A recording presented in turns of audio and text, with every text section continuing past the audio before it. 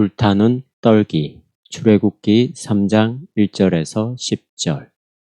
오늘 우리가 함께 읽은 이 이야기는 이스라엘 백성들과 동행하시는 하나님의 초기 역사에서 발생한 하나님 경험을 서술해 주고 있습니다. 그것은 곧 이 세상의 구원자로 오신 유대인 나사렛 예수를 통해서 우리와 연루된 역사입니다. 이 불타는 떨기의 빛은 하나님이 모세를 만나시는 통로인데 이 빛은 우리까지도 비춥니다.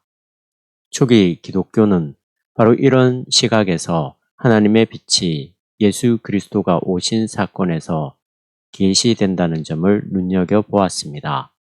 그래서 현현절 마지막 주일을 맞아 오늘 우리는 이 이야기를 설교 본문으로 선택했습니다. 모세는 망명자였습니다. 그는 자기가 태어나고 자란 이집트를 떠났습니다. 그는 싸움질 중에 사람을 때려 죽인 다음 오늘날 요르단 지역인 아카바 만의 미디안으로 피신했습니다. 미디안 사람들이나 켄 사람들은 유목민이었습니다. 추측컨대 이들은 나중에 이스라엘 민족에게 편입되었을 것입니다. 이스라엘의 조상도 역시 팔레스타인에 정착하기 전에 유목민 내지는 반유목민이었습니다. 모세는 이들에게서 피난처를 찾은 것입니다. 모세가 이들에게 순순히 받아들여진 까닭은 미디안의 제사장 이드로가 자기 딸을 모세에게 주어 결국 그의 장인이 되었기 때문입니다. 이 미디안의 제사장 이드로가 오늘 우리가 읽은 본문에 나오는 하나님의 산에서 야훼 하나님께 희생 제사를 드린다는 이야기를 우리는 본문의 뒷부분에서 들을 수 있습니다. 모세와 그의 백성들은 희생 제물로 함께 식사를 나누었습니다. 이들은 모세와 함께 이집트에서 탈출한 사람들이었습니다. 이런 내용은 출애굽기 18장에 있습니다. 미디안 지역에 있는 이 하나님의 산은 호렙산 또는 신의 산이라고 불리는데 성지였으며 이 산에 거주하고 있던 신은 모세와 그의 백성들이 그를 알기 전에 이미 미디안 사람들에게 경배의 대상이었던 것 같습니다. 모세의 장인 이드로는 바로 그 신의 제사장이었을 것입니다. 그렇지 않다면 이드로가 어떻게 그 신에게 희생 제물을 가져올 수 있었겠습니까? 모세는 오늘 본문의 이야기가 시작되기 이전에 이미 이 하나님과 그의 활동을 경험했을 것입니다. 모세는 그의 장인이며 제사장인 이드로의 양들을 쳤습니다. 그러던 중에 어느 날 그는 원래의 목축지 경계를 넘었습니다. 그리고 갑자기 하나님의 산을 발견하게 된 것입니다. 그러나 그는 자신이 어디를 침범했는지 몰랐습니다. 그럼에도 불구하고 그는 이미 이 산에 살고 있던 신의 임재를 경험하게 되었습니다. 이것이 요점입니다. 우리도 역시 하나님의 임재에 늘 휩싸입니다. 비록 우리가 감지하지 못하지만 말입니다. 하나님이 비가시적으로 존재한다는 점이 놀라운 게 아니라 이것이 우리에게 인식된다는 점이 놀랍습니다. 이런 점에서 볼 때 이제 현실성에 대한 우리의 세속적 관점은 모세와 비교하면 훨씬 메말라 있습니다. 우리가 사는 이 세상에 개입된 이러한 가치 있는 것에 대한 감수성이 별로 예민하게 움직이지 않습니다. 보나마나 우리는 불타는 가시나무 덤불을 아주 이상한 자연현상 정도로만 간주할 것입니다. 빛 현상이 양치기 모세에게 임했습니다.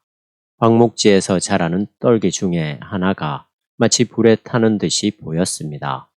그러나 이상하게도 불에 타버리지 않았습니다.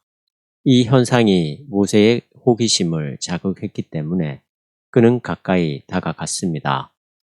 여기까지는 모든 게 완전히 일반적인 진행에 불과합니다. 우리도 역시 이런 현상을 만나게 되면 호기심을 발동하게 될 것입니다. 이런 종류의 자연 현상은 흔하지 않긴 하지만 유일무이한 것은 아닙니다. 팔레스타인 지역에서는 복음을 막론하고 이런 현상에 대한 보도가 허다합니다. 요즘 우리는 이런 현상을 성 엘모의 불이라고 부르는데 이것은 네우따이가 있을 때 배의 돛대나 나무 또는 말의 귀에 나타나는 빛 현상입니다. 이 신기한 빛 현상은 단지 모세가 여기서 만난 고유한 사건의 동기만 유발시켰을 뿐입니다. 즉, 모세가 들어간 산에 하나님은 자신을 그에게 알리셨습니다. 그리고 그에게 말을 걸었습니다. 이런 현상을 오늘 우리는 어떻게 이해할 수 있을까요? 분명히 모세는 경악했습니다. 그는 이미 자기 장인으로부터 이 산에 대해서 들은 바 있었습니다. 그것이 지금 그가 뭣도 모르고 들어간 바로 그 산이라는 사실을 알게 되었습니다. 그러나 이런 소리가 들렸습니다. 내가 선 곳은 거룩한 곳이니 내 신을 벗어라. 이것은 하나님의 현실성이 우리 인간 경험의 세계에 개입하시는 방식입니다.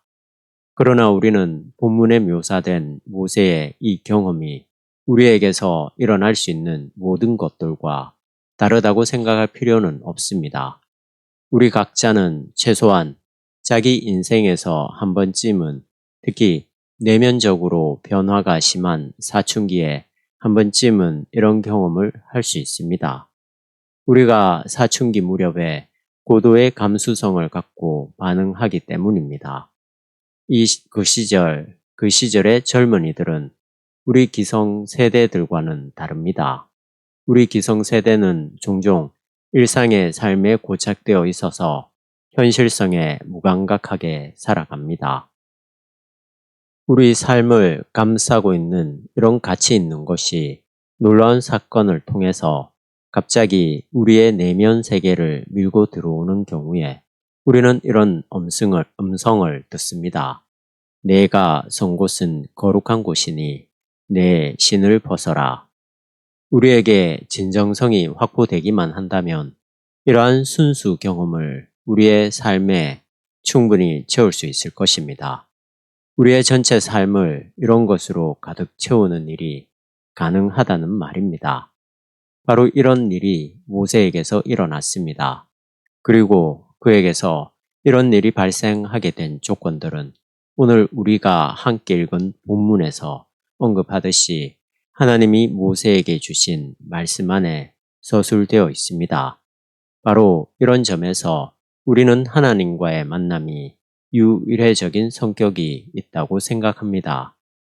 여기서 명백해지는 사실은 이 이야기가 왜 수천 년에 걸쳐서 거듭해서 사유되고 있는가 하는 것입니다. 결정적인 요인은 앞부분에 놓여 있습니다. 나는 내 조상의 하나님이다. 아브라함, 이삭, 야곱의 하나님이다. 이 문장에서 전례 없는 균일화가 이루어집니다. 미디안의 낯선 하나님인 산신이 아브라함, 이삭, 야곱의 하나님과 동일시됩니다. 모세는 이집트에 있을 때 자기 민족들에게서 그 하나님에 대해서 들은 바 있었습니다. 바로 이런 유목민의 성지에 있는 신은 자기 조상의 하나님과 똑같은 그 하나님입니다. 이것은 곧 모세가 하나님과 만나게 되는 사건이었습니다. 그뿐만 아니라 뒤이어 그에게 엄청난 일이 가능하게 하는 사건이었습니다. 모세는 자기 민족이 미디안 사람들의 성지에서 조상의 하나님을 만날 수 있게 하려고 이집트로 돌아갈 수밖에 없었던 게 아닐까요? 모세는 분명히 이 문제에 대해서 오랫동안 심사숙고했을 것입니다. 아마 자기 장인과도 이 문제에 대해서 의견을 나누었을 것입니다. 그래서 결국 그는 자기 민족을 끌고 이집트를 떠나 상당한 세월이 흐른 다음에 잘 알지 못하는 땅으로 이주했습니다. 모세는 그곳에 들어가기 전에 죽었기 때문에 그 땅을 직접 볼 수는 없었습니다. 이 모든 이야기가 오늘 우리가 선택한 본문에 서술되어 있듯이 불붙는 떨기에서 하나님을 만난 모세에게 임한 하나님의 명령으로 요약되어 있습니다. 이것은 곧 모세의 전체 인생을 요약한 것입니다. 모세는 정말 순간마다 이 말씀을 그렇게 명백하게 들을 수 있었을까요? 아니면 이 말씀들이 모세가 걸어온 인생의 길에서 단계적으로 배울 수 있도록 다가온 것일까요? 하나님과의 만남을 통한 결과로서 말입니다. 어쨌든지 모세의 경우에 이런 사건은 그가 전체 삶을 통해서 따라야만 했던 하나님의 명령으로 자리를 잡았습니다. 유대민족이 이런 이야기를 모든 세대를 통해서 보증하고 유지해 왔다는 사실은 그 어떤 증명도 필요 없이 확실합니다. 그러나 그 이야기는 우리 기독교인에게 무슨 의미가 있습니까? 이런 질문에는 다음과 같은 대답 외에는 없습니다. 모세가 가시나무 덤불에서 만났던 그 산의 신은 바로 예수가 그의 나라가 오신다고 선포한 바로 그 하나님이라고 말입니다. 예수가 모든 것들을 하나님의 통치에 굴복시키라고 요청함으로써 이제 하나님과 그의 나라에 대한 열정은 산의 신과 상응하게 되었습니다. 그 하나님의 첫 계명은 다음과 같은 것입니다. 너는 나 이외에 다른 신을 두지 말아라. 다른 말로 예수는 신명기에 나오는 이 최고의 계명을 이렇게 피력하셨습니다. 이스라엘아 들어라. 우리 하나님은 유일한 주님이시다. 내 마음을 다하고 목숨을 다하고 생각을 다하고 힘을 다하여 주님이신 너의 하나님을 사랑하라. 마가복음 12장 29절.